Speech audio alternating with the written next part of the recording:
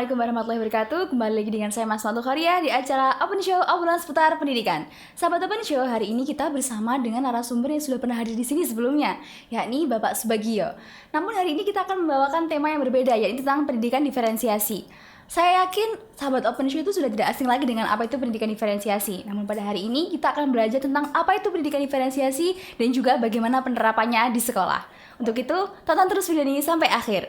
Saya ucapkan selamat datang untuk Bapak Subagio. Terima kasih. Assalamualaikum. Waalaikumsalam Bapak. Apa kabar hari ini Bapak? Alhamdulillah. Alhamdulillah baik. Baik, sehat. Tetap Alhamdulillah. berkarya. Sekecil Alhamdulillah. apapun. Gini. Untuk cuaca yang seperti ini tetap jaga kesehatan juga ya Pak ya. Iya. Untuk tetap bisa melaksanakan tugas-tugasnya panjenengan Ini gitu. cuacanya ekstrim. Iya, Apalagi kalau cuacanya. tanggapannya banyak. Iya. Oke, hari ini kita akan membahas tentang pendidikan diferensiasi ya Pak ya. Inggih. Menurut panjenengan, pendidikan diferensiasi sendiri itu seperti apa sih Pak? Inggih. Oke. Pembelajar tepatnya bukan pendidikan berdiferensiasi nggih. Saya minta nggih. izin untuk diralat Nggih, yaitu nggih. pembelajaran Pembelajaran diferensiasi, mohon maaf Iya. ya. Terima kasih. Sebenarnya pembelajaran berdiferensiasi itu bukan baru ya. Sebenarnya itu sudah lama. Hanya saja sekarang lebih ditekankan. Lebih ditekankan terkait dengan konsep Merdeka Belajar. Nah, jadi memang kita kembali pada pendidikan Ki Hajar Dewantoro. Nah, yang dimaksud dengan pembelajaran berdiferensiasi itu pada dasarnya ada sebuah proses pembelajaran yang menyesuaikan atau disesuaikan dengan kebutuhan belajar setiap individu siswa. Jadi tanda petiknya itu setiap individu. Nah, berarti kita harus memahami bersama bahwa siswa-siswa kita itu punya karakteristik yang berbeda, punya kebutuhan belajar yang berbeda. Demikian kurang lebih yang disampaikan oleh kalau nggak salah Tomlinson ya 2001 dan itu juga selaras atau senada dengan pemikiran Ki Hajar Dewantoro. Jadi sudah lama sebenarnya ada itu, cuman kita penerapan realnya saja yang perlu diperbaiki. Ya, Nah, kalau dari pemikiran Ki Hajar Dewantoro itu kan mengibaratkan pendidik itu juga seperti kalau dulu pernah seperti petani ya. Kalau ini seperti pengukir kayu. Pengukir kayu. Nggih. Itu maksudnya Jadi, bagaimana? maksudnya sebagai pengukir kayu atau pengrajin kayu, ini sang pengukir itu atau pengrajin harus memahami betul, harus tahu betul tentang karakteristik kayu, jenis kayu dan seterusnya sehingga bisa memberikan pengukiran atau ukiran yang berkualitas atau yang bagus. Pendidik juga demikian. Karena pendidik urusannya itu adalah manusia, maka kita harus tahu betul karakteristik dari siswa kita itu seperti apa. Jadi pada dasarnya apa yang disampaikan oleh Tomlinson ini selaras dengan yang disampaikan dengan Ki Hajar Dewantoro. Dan benang merahnya Bunda di sini bahwa penerapan pembelajaran berdiferensiasi ini bagi kita ya itu pada dasarnya juga untuk memenuhi amanat dari prinsip pembelajaran. Kita mengenal 5 prinsip pembelajaran dalam bukan BK ya, BSKAP dari Kemendikbud Ristek. Nah, di sana salah satunya itu poin pertama loh, bahwa pembelajaran dirancang dengan mempertimbangkan tingkat capaian siswa dan memenuhi kebutuhan peserta didik. Jadi klub memang harus menerapkan pembelajaran berdiferensiasi. Kurang lebih seperti itu. Oke. Tadi kan mengenai pembelajaran diferensiasi itu kan memperlakukan siswa itu apa? Misalkan berbeda ya Pak ya, karena siswa kan memiliki karakteristik masing-masing. Betul, misalkan ada siswa satu kelas nih, anaknya 32. Apakah kita harus memperlakukan ke-32 siswa itu berbeda-beda gitu? Iya. Idealnya memang begitu. Idealnya 32 siswa, ya 32 perlakuan yang sesuai mereka. Tapi tidak juga harus begitu. Sehingga dalam penerapan pembelajaran berdiferensiasi ini jangan dibikin ribet Ibu, jangan bikin pusing sendiri, ujung-ujungnya kita nggak menerapkan. Iya. Jadi kita awali nanti dengan yang namanya assessment diagnostik. Asesmen Melalui diagnostik. assessment diagnostik ini nanti akan kita petakan. Kita petakan siswa ini sesuai dengan kebutuhannya. Nah, kebutuhannya seperti apa? Mungkin akan kita bahas pada bagian berikutnya. Oke. Monggo dipersilakan. Mengenai tadi apa penerapannya bergantung dengan kebutuhan siswa ya Pak, Betul. pemetakan. Iya. Kemudian cara untuk memetakannya siswa sendiri itu seperti apa Pak? Dengan yang disebut dengan assessment diagnostik. Kita lakukan assessment itu sebelum pembelajaran dimulai. Assessment diagnostik itu mencakup dua hal, bisa kognitif, bisa non-kognitif. Yang kognitif ini untuk mengetahui tingkat capaian peserta didik. Dia ada pada level mana. Oh iya. Nah, sehingga nanti kita bisa mohon maaf dengan bahasa yang yang betul ya. Kita membedakannya begini aja, level low, standar, kemudian high. Nah, itu adalah tentang kesiapannya melalui assessment diagnostik tapi lingkup kognitif. Kalau lingkup non kognitif itu menanyakan dalam berbagai hal yang di luar akademik. Nah, ini biasanya untuk mengetahui kebutuhan yang lain. Di sana disebutkan minat dan profil belajar siswa ini. Jadi kurang lebih seperti itu. Nah, dari hasil diagnostik kognitif tadi mengenai pengetahuan kan ada yang low, ada yang standar, ada yang high ya Pak. Ya. Itu berarti untuk memetakan penugasan siswa atau bagaimana? Iya, itu salah satunya. Salah Kan satunya kita begitu mengajar ya. tidak hanya memberi tugas. Iya. Tugas. Ada proyeknya juga pasti iya, ya. Apalagi kalau di kelas itu yang ada tasnya karena memberikan tugas. Iya. Jadi diwakili gurunya itu tas. Saya tanya yang nomor 3 ya Pak ya. Bisa dijelaskan nomor 2 mengapa harus pembelajaran diferensiasi? Iya, itu bagian penting dari kita. Iya, mohon maaf Pak ya. Mengapa harus pembelajaran diferensiasi? Mengapa harus pembelajaran berdiferensiasi? Oke. Pembelajaran berdiferensiasi itu pada dasarnya adalah sebuah perancangan pembelajaran, penerapan pembelajaran yang mana dimulai dari membuat serangkaian keputusan-keputusan yang masuk akal. Nah, untuk memenuhi kebutuhan belajar siswa tadi, keputusan-keputusan masuk akal itu antara lain misalnya bahwa keputusan untuk membuat rancangan pembelajaran yang mengundang peserta didik untuk belajar, termotivasi. Nah, juga keputusan tentang penyusunan tujuan pembelajaran yang dapat dipahami dengan betul oleh murid. Sehingga hati-hati para pendidik, Bapak Ibu guru kalau nyusun tujuan pembelajaran itu tidak cukup untuk dipahami dirinya sendiri yang menyusun, tapi peserta didik wajib tahu betul. Nah, sehingga itu kan arah kita nanti, arahnya peserta didik. Kemudian berikutnya juga keputusan dalam hal membuat atau memanage kelas secara efektif. Kemudian juga keputusan tentang pelaksanaan penilaian berkelanjutan yang biasa disebut dengan nama yang keren yaitu ongoing assessment. Penasaran dengan penilaian berkelanjutan?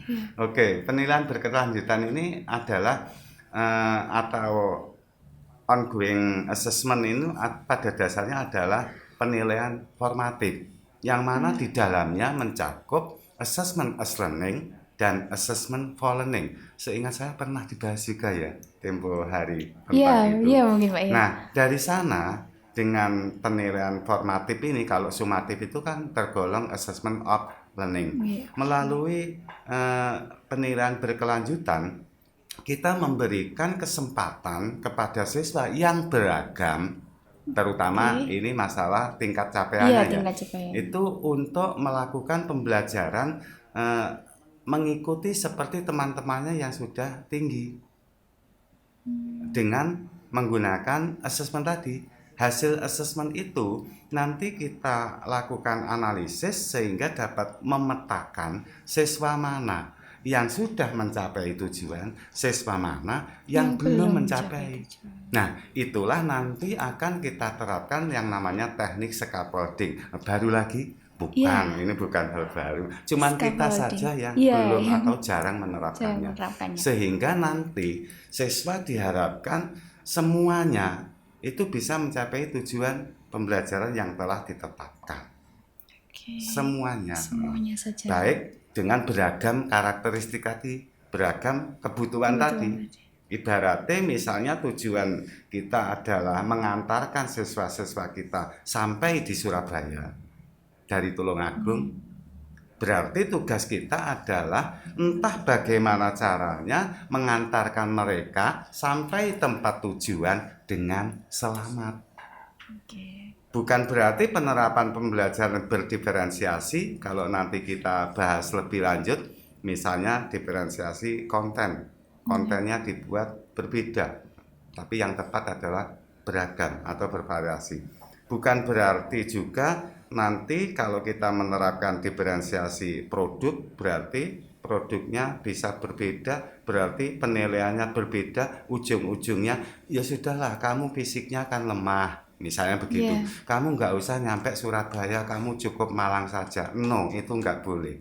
Jadi tugas kita mengantarkan mereka yang beragam tadi sampai dengan selamat di tujuan akhir, yaitu Surabaya. Tentunya berarti dengan cara yang berbeda pula, tapi yang penting tujuannya itu tetap sampai di tempat yang sama gitu Pak ya. Betul, itu nyawa dari pembelajaran berdiferensiasi.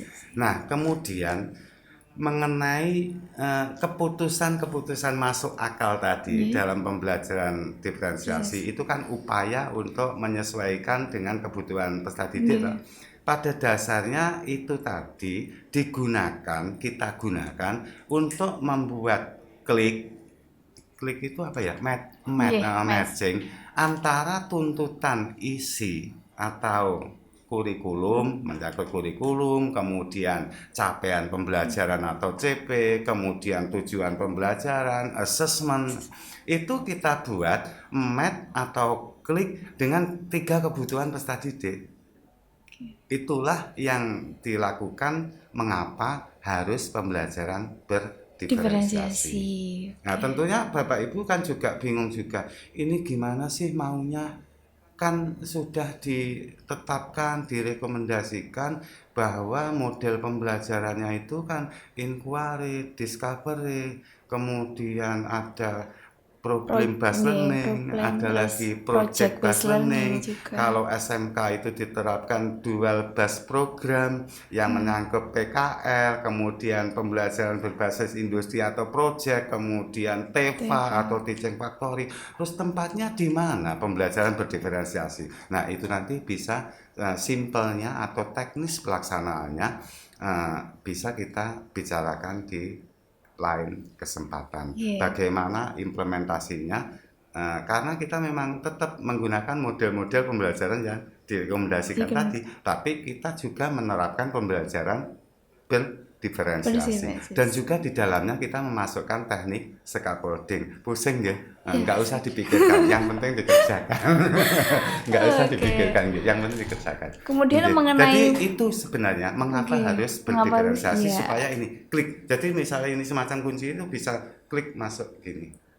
Jadi bersesuaian antara isi atau kurikulum dan seterusnya itu dengan kebutuhan peserta didik, sehingga nanti muaranya itu adalah profil pelajar Pancasila. Student well-being. Jadi mereka merasa aman, nyaman, sejahtera, tapi juga berkualitas. Monggo bisa dilanjut. Saya lanjutkan ya Pak ya. Mengenai penerapan pembelajaran diferensiasi Pak. Untuk penerapannya itu bisa dijelaskan bagaimana penerapan pembelajaran realnya? Iya, realnya pendidikan diferensiasi. Untuk menerapkan pembelajaran berdiferensiasi, nanti kita punya referensi bisa menggunakan 3 strategi. Kita sebut strategi yang pertama itu diferensiasi konten, isi itu materi, muatan. Kemudian diferensiasi proses, dan yang ketiga adalah diferensiasi produk atau diferensiasi produk. Nah, kemudian untuk menerapkan kita bisa kalau masih taraf belajar ya, satu persatu. Oke lah, dari hasil pemetaan saya dahulukan saja dulu yang diferensiasi konten, itu bagus. Kemudian, oke ini kita sudah biasa ya, kita tambah, kita tingkatkan, menerapkan 2, diferensiasi konten dan proses. Atau bahkan tiga-tiganya, itu akan luar biasa. Acap kali juga kita menerapkan satu strategi diferensiasi konten misalnya, itu juga beririsan, bersentuhan, berkaitan juga untuk menerapkan pembelajaran diferensiasi proses maupun di ujungnya Iya, di di produk produk juga. juga. Tapi yang perlu diingat di sana supaya nanti tidak gagal produk.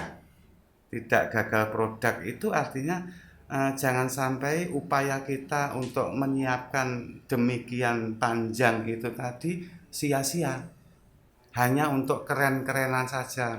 Oke, kami sudah menerapkan pembelajaran berdiferensiasi. Diferensiasi. Jadi keren, update. Bukan untuk update-updatean. Yang diminta adalah real pelaksanaannya itu sukses atau tidak. Tidak. Sehingga dalam penerapan masing-masing strategi tadi diferensiasi itu harus mengingat pada hasil pemetaan. Kembali kebutuhan peserta didik Didik. atau kebutuhan belajar peserta didik. Jadi harus bersesuaian. Kalau nggak bersesuaian, maka nanti akan gagal produk eman-eman. Karena ini masyarakat juga perlu tahu seperti apa perjuangannya seorang pendidik atau guru. Bukan dilihat ketika action di hadapan kelas 2 Iya, jam. Itu perancangannya itu bisa 1 hari 1 malam untuk mempersiapkan pembelajaran, menyajikan pembelajaran, melakukan aktivitas di sana sesuai kebutuhan peserta didik. Itu persiapannya panjang. Nah, itu semua pihak juga perlu tahu, jangan hanya menghitung kan cuma ngajar 24 JP per minggu. Nah, bukan itu bisa beratus-ratus JP JP. kalau kita perhitungkan. Nah, itu kemudian real, jenengan tanya real supaya nanti bersesuaian. Saya ambil contoh satu, misalnya kita menerapkan pembelajaran diferensiasi konten. Tentang materi, tentang isi.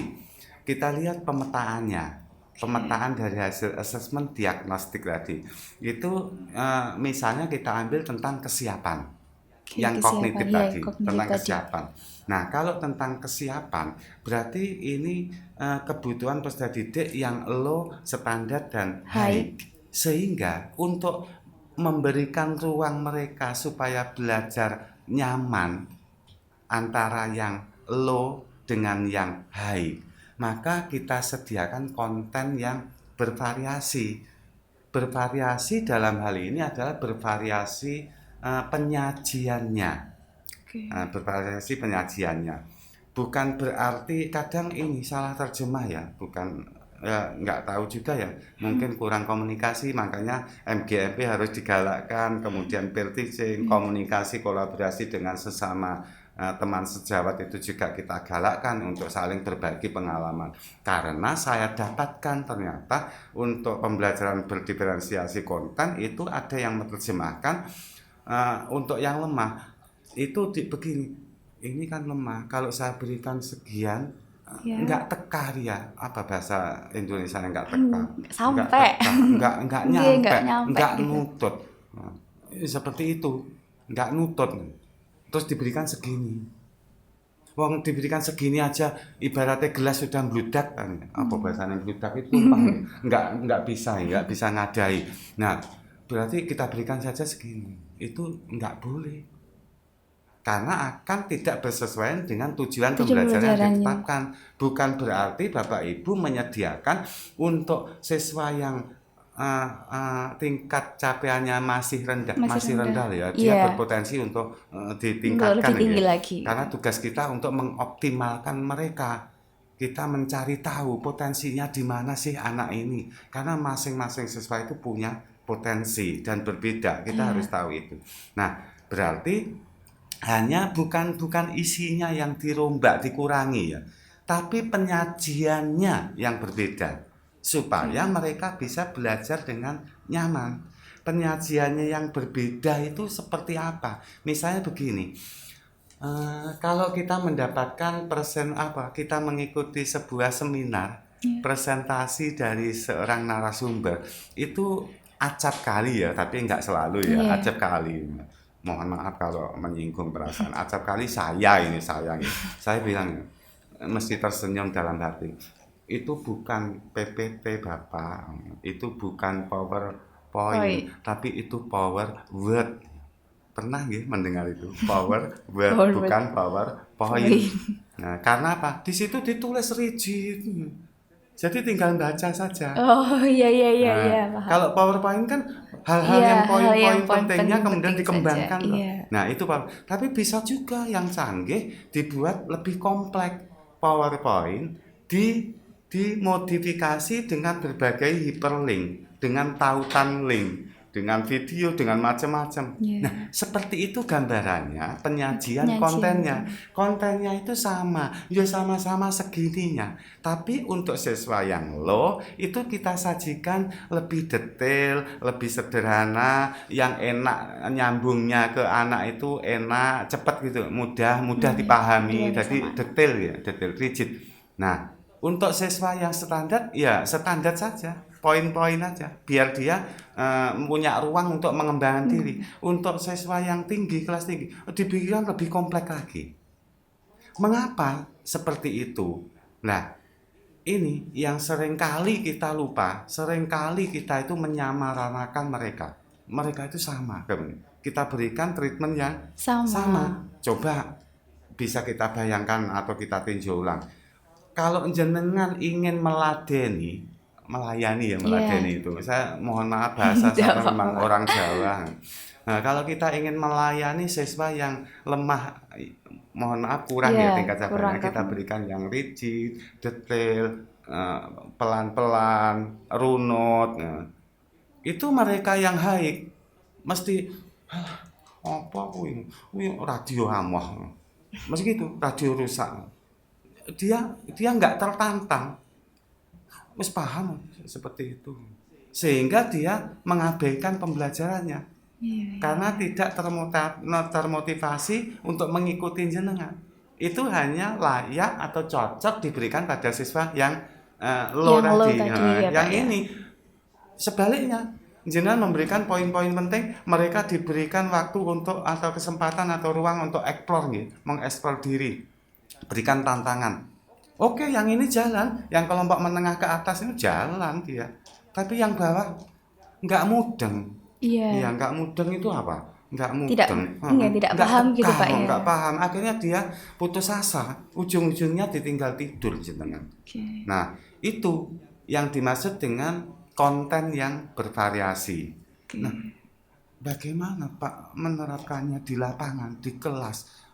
Masa saya harus menyiapkan berbeda paling enggak 3 kelompok itu, misalnya seperti itu nggih. Padahal kan kita kan dalam satu kelas gitu misalkan Pak. Dalam satu kelas. Dalam satu kelas kan tidak ya gimana mungkin tidak mungkin ya Pak ya mau dalam waktu yang sama mau memberikan 3 perlakuan berbeda gitu. Itu bagaimana Pak solusinya? Itu kalau dulu. Kalau 10 atau 15 tahun yang lalu. Kalau sekarang sudah ada Google Classroom.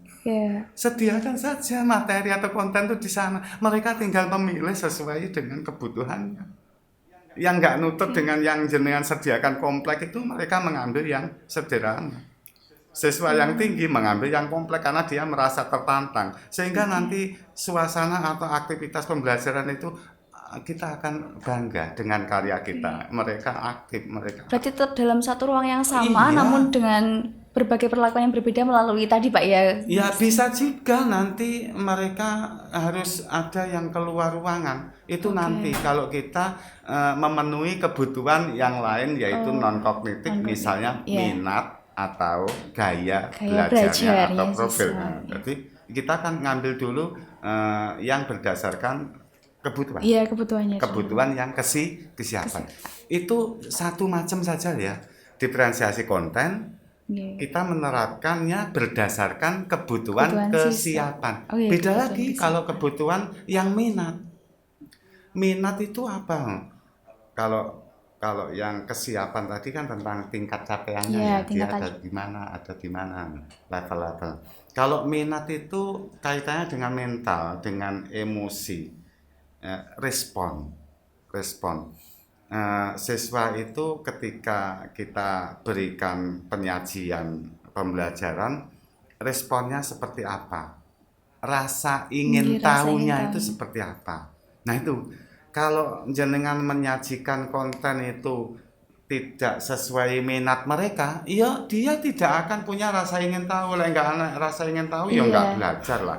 Nah, jadi kita sesuaikan dengan minatnya. Bisa juga konten yang berdasarkan profil. Profil itu bermacam-macam, Ibu. Bisa berdasarkan budayanya, orang Jawa itu seperti apa, kalau orang Irian, orang Timur itu seperti apa. Itu kita harus juga menjadi bagian untuk mengetahui kebutuhan siswa untuk menyajikan pembelajaran sesuai kebutuhannya. Juga bisa berdasarkan gaya belajar. Nah, gaya belajar ini mencakup kita kenal auditori ya, dengan melalui dia suka nyaman kalau pembelajaran itu dengan mendengarkan. Ada yang visual, dia nyaman kalau melihat dengan gambar, dengan infografis, macam-macam. Kemudian dia nyaman kalau membaca teks. Jadi bisa juga dalam bentuk video, audio, visual. Nah, itu kita sediakan nanti kontennya. Kalau jenengan hanya memenuhi kesiapan, berarti kan kontennya dibuat yang sederhana ke kompleks. Tapi sekaligus jenengan ingin juga memberikan ruang kebutuhan terkait dengan gaya belajarnya. Dari hasil asesmen jenengan tadi, ternyata ada yang suka melalui video. Kalau dia sukanya menikmati melalui video, dengan melalui membaca ya enggak mudeng, dia mudah bosan. Dia lebih, ada juga yang melalui mendengarkan. Ada juga mereka membaca itu lama nggak bisa masuk, tapi kalau mendengarkan teman yang ngomong itu cepat masuk. Itu berarti auditory. Nah, semacam itu kita berikan ruang, Ibu, sehingga konten tadi kalau juga mencakup kita memenuhi kebutuhannya gaya, maka kita siapkan kontennya tadi berdasarkan kesiapan kan sederhana menuju kompleks. Maka kalau berdasarkan gaya belajarnya, ini kita bisa menyajikan bentuk yang di situ ditemukan suka video gitu. Suka video, ada suka teks. Nggak suka teks berarti cukup jenengan berikan yang pertama tadi sudah memenuhi. Teksnya dibuat beragam, Nah, beragam dari sederhana. Tapi kalau ada yang suka video, maka jenengan menyediakan video. Nah, videonya juga begitu, disesuaikan mereka. Mereka kan ada pada tingkatan low, menengah, dan tinggi. Maka videonya tidak cukup satu, Bunda, untuk satu konten ini. Videonya ya paling tidak 3. Yaitu video yang menceritakan pembelajaran itu secara sederhana, kemudian yang standar, kemudian yang kompleks. Karena kalau jenengan pukul rata sama sederhana, yang hiking nggak payu, nggak laku dia. Bosen melihat itu, nggak tertantang. Gambaran jelasnya begini saja.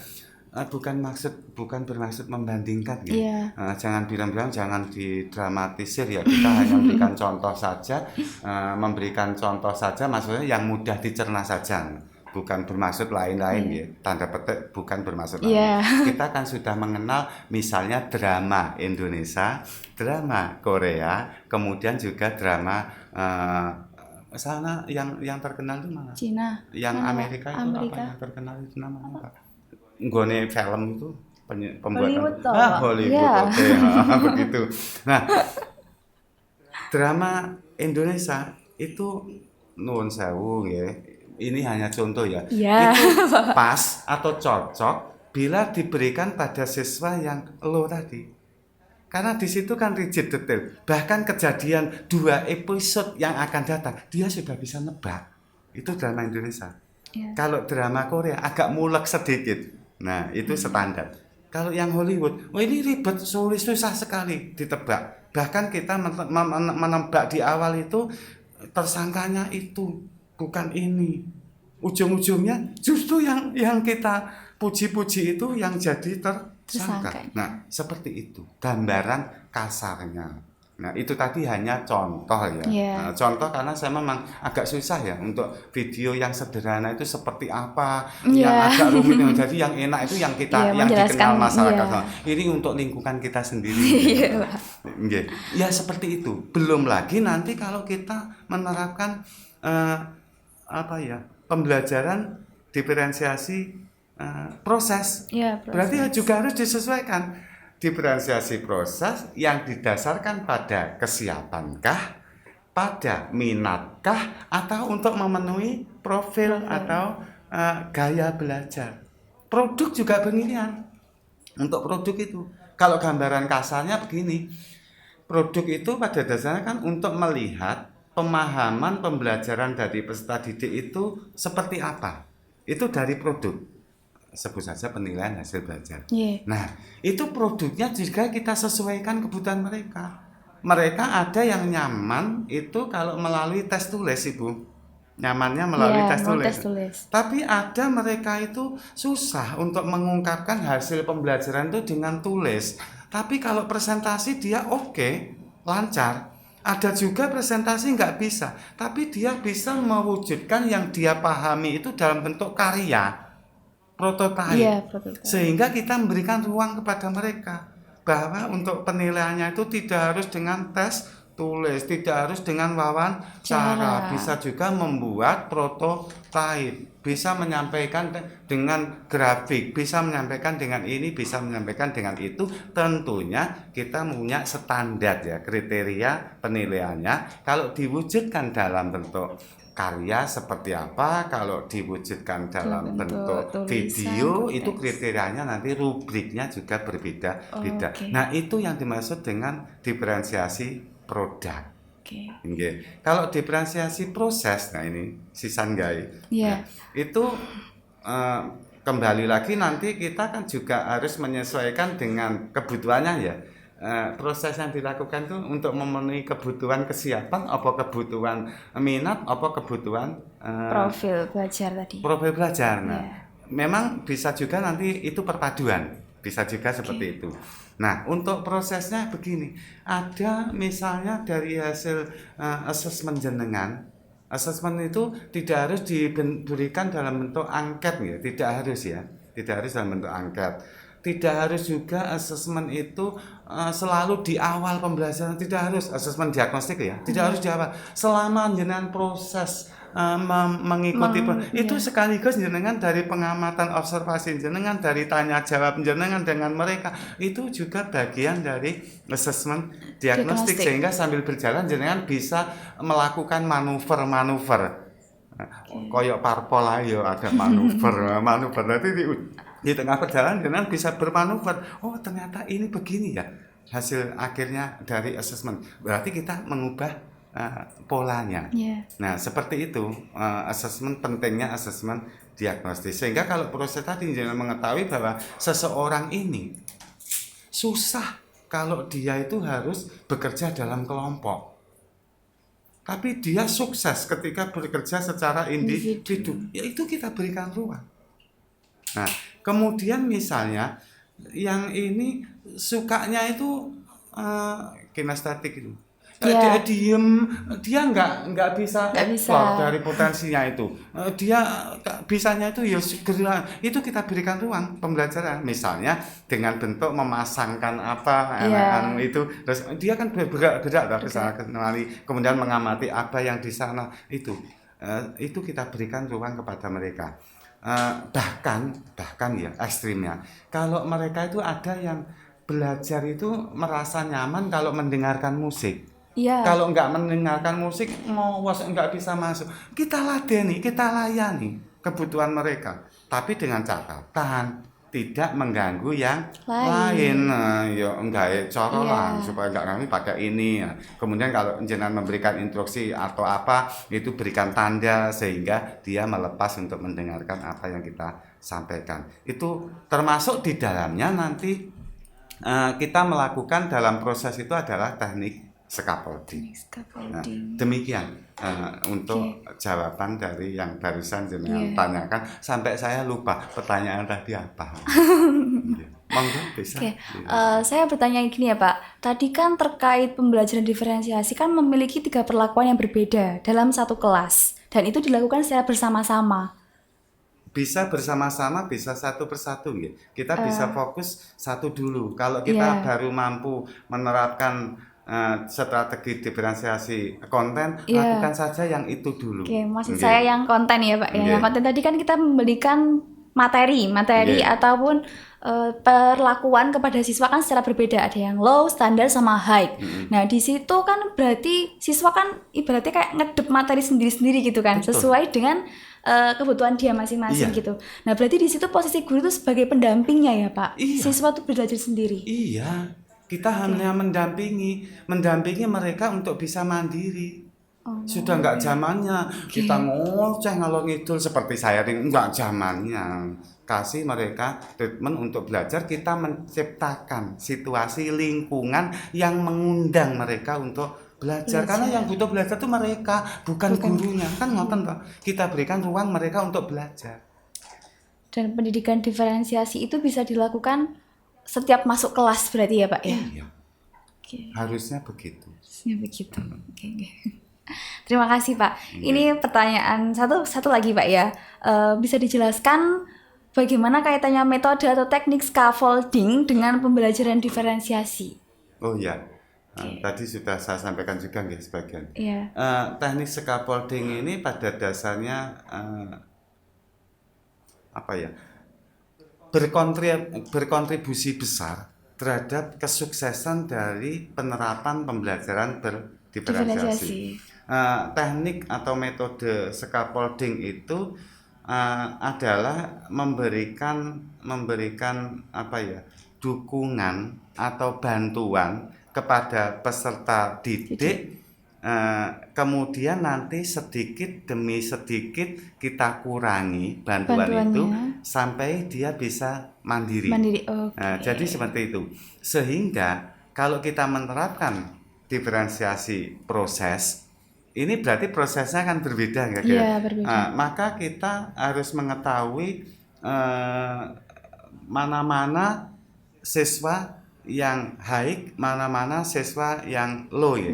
Nah, guru itu harus memberikan waktu yang lebih pada siswa yang low. Karena ini perlu bimbingan jenengan lebih intens. Iya, lebih intens. Karena tingkat kemandiriannya masih lemah. Ini yang kita berikan tuntunan lebih mendalam atau lebih fokus ke sana. Sesekali jenengan melihat pada siswa yang high tadi untuk mengetahui progresnya, perkembangan atau kemajuan belajarnya sampai di mana, hambatannya apa. Terus kalau memang itu lancar, perlu jenengan beri tantangan baru supaya dia semakin kreativitasnya itu muncul, potensinya itu muncul. Nah, sedangkan yang rendah ini jenengan berikan dukungan atau bantuan sehingga dia bisa setara dengan teman-temannya. Gimana ya gambarannya? Gambaran yang mudah begini saja. Misal ada 2 anak belajar sepeda kayuh, sepeda pancal. Kita lihat di sana karakteristik mereka berbeda meskipun sama-sama mau belajar sepeda pancal itu. Yang satu itu dia tinggi, kakinya panjang, yang satu dia pendek. Jadi kakinya belum panjang. Ini kita berikan perlakuan yang berbeda. Yang kakinya panjang itu kan bisa bahasa Jawa ini jagang itu Pak, bisa jagang. Nah, itu kita berikan sedikit saja bantuannya itu. Tapi kalau yang kakinya pendek, kita berikan dukungan atau bantuan yang banyak. Nah, kemudian ketika dia sudah mulai stabil dalam mengayuh, menjaga keseimbangannya, itu kita kurangi. Goceinya itu apa toh? Ngono kuwi dari belakang gitu misalkan. Saya juga bingung bahasanya. Goceinya itu. Nah, itu kan kita kurangi sedikit-sedikit sampai dia bisa mandiri. Nah, endingnya jangan lupa, endingnya sama, yaitu tujuan pembelajarannya mereka mahir untuk menggunakan sepeda pancal. Seperti itu. Jadi tujuannya Surabaya harus semua nyampe. Bukan berarti yang kakinya pendek, udahlah tunggu aja kamu nanti kakinya panjang baru saya ajari. Kan mboten saged seperti itu. Nah, dengan memberikan itu yang dimaksud dengan scaffolding. Jadi kita berikan dukungan yang dibutuhkan, kemudian nanti kita kurangi sedikit demi sedikit sampai dia mandiri, kemudian kita lepas. Itu yang dimaksud dengan teknik scaffolding. Tapi tolong dijaga betul ketika jenengan berpindah supaya tidak menimbulkan diskriminasi atau bumerang bagi kita dan juga bagi anak-anak. Jenengan kalau pamitan kepada anak-anak yang haid tadi, udah prosesnya sampai di mana kemajuannya, ada masalah, ada yang perlu ibu bantu, misalnya seperti itu. Enggak ada, sementara belum ibu. Oh oke, ibu mau ya izin untuk intent di kelompoknya anak itu karena dia itu jangan disebutkan begitu. Berarti termasuk anaknya sendiri, dia ada pada kelompok mana, mereka tidak perlu tahu, cukup kita saja yang tahu. Iya, seperti Pak. itu. Oke, terima kasih. Untuk penerapan atau kaitan antara teknik scaffolding dengan pembelajaran diferensiasi. Oke. Ada lagi yang bisa dibantu? Oke, saya kiranya sudah sedikit, bukan sedikit sih Pak, sudah banyak sekali ilmu yang diberikan Bapak. Makin cerah gitu. apa makin gelap Ibu? Apa sih abu-abu? Makin rumit, ya, makin rumit. Ya, makin sulit rumit sekali ya. Mengajar itu ternyata tidak mudah. Nah itulah masyarakat mudah. Juga perlu tahu. Bahkan masyarakat juga sudah tahu loh ketika ada peristiwa 2 tahun kemarin. Tadinya semula kan kalau kita dengar bisik-bisik tetangga tuh kan seringkali nih mereka apa yang kita lakukan dengan berusaha keras itu disalah-salah nih, gurune ngene.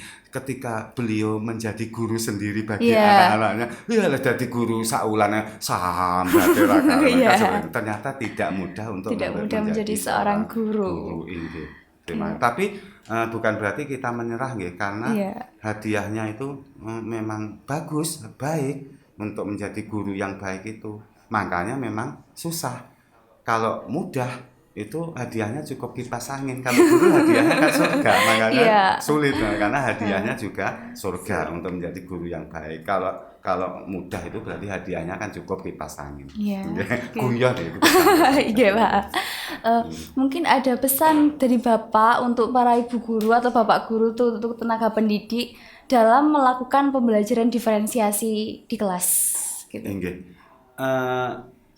Kita harus kembali ke komitmen dulu ya, karena untuk melakukan pembelajaran berdiferensiasi itu tidak cukup hanya berupa instruksi dari pihak terkait, dari kepala sekolah atau enggak cukup.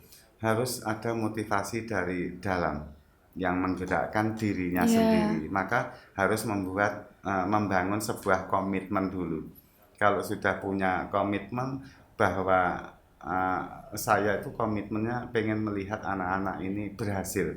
Nah, kalau dimulai dari komitmen itu, maka tidak ada lagi istilah jenuh, capek menghadapi mereka yang beragam. Bahkan nanti kalau kita memperdalam lebih jauh lagi, tidak hanya menyiapkan tentang kebutuhan belajarnya, tapi kita juga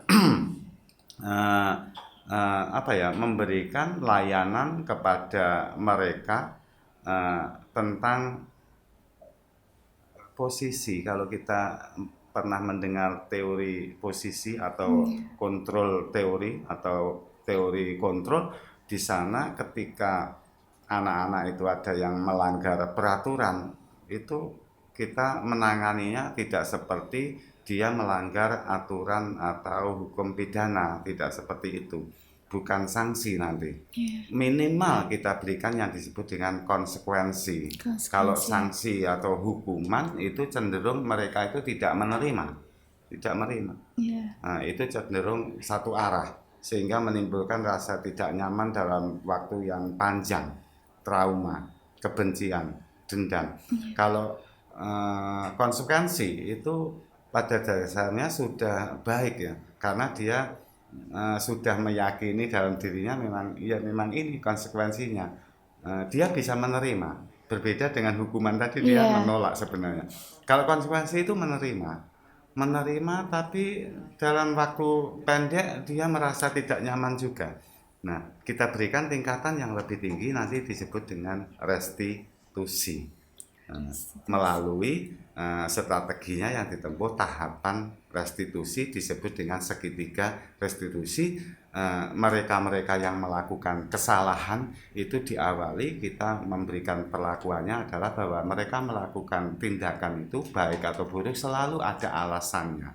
Nah, itu kita ajak bicara, kita ajak ngobrol, kemudian termotivasi dari dalamnya bahwa untuk memenuhi kebutuhannya. Pelanggaran itu pada dasarnya kan ada alasannya pasti untuk memenuhi kebutuhannya. Dia bolos itu ya untuk memenuhi kebutuhannya untuk kesana. Nah, seperti itu. Nah, kita ajak bicara bagaimana untuk memenuhi kebutuhannya itu dengan cara yang lebih baik. Nah, itu restitusi. Nanti hasilnya akan luar biasa. Di samping nanti kita juga menerapkan yang namanya pembelajaran itu pembelajaran sosio emosional atau penerapan PSE, yang mana poin pentingnya di sana nanti ada yang disebut dengan 5 KSE atau kompetensi sosial emosional. Nanti akan bagus, akan tercipta iklim yang positif. Ya wis koyo neng omahe dhewe, koyo keluargane dhewe, karena di situ ada hubungan sosio emosional yang baik dan positif. Nah, iklim yang positif itu nanti akan mendukung terciptanya student well-being, dan student well-being itu sebenarnya tidak lain dan tidak bukan adalah profil pelajar Pancasila, yaitu mereka merasa nyaman, aman, sukses, baik karakternya maupun kompetensinya. Mungkin demikian yang bisa saya sampaikan. Monggo dipersilahkan kalau ada yang bisa dibantu lagi. Oke, sudah Pak. Saya ucapkan terima kasih untuk Bapak Subagio sudah bersedia hadir kembali di podcast kami. Jadi itu untuk sahabat-sahabat Open Show, perbincangan kali ini saya dengan Bapak Subagio. Semoga bermanfaat bagi kita semua. Dan kegiatan kita pada hari ini tuh disponsori oleh Swalayan SMKN Tulungagung dan juga Burger Din. Oke. Sekian dari saya. Terima kasih. Wassalamualaikum warahmatullahi wabarakatuh.